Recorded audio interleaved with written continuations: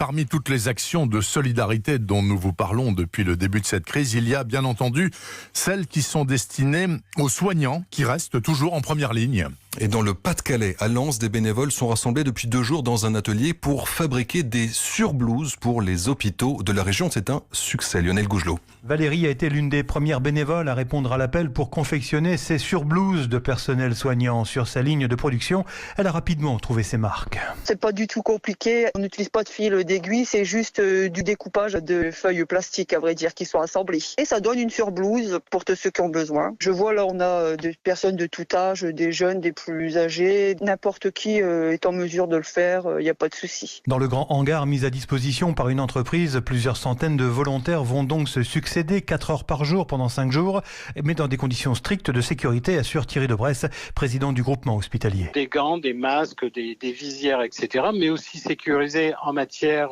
industrielle. Il ne faut pas que les gens se coupent, les gens ne se croisent pas. C'est vraiment sécurisé. Objectif donc 18 000 surblouses par semaine, du matériel attendu avec impatience par Valérie, infirmière au centre hospitalier de Lens. Ça va vraiment être une aide et surtout ça va nous permettre de se protéger au quotidien et dans de bonnes conditions surtout. En étant soignant, je suis très touchée parce que c'est bien de voir des gens volontaires, bénévoles qui donnent de leur temps et ils donnent leur maximum. La production devrait durer 1 mois et en cas de surplus, il sera distribué au personnel soignant des autres hôpitaux de la région.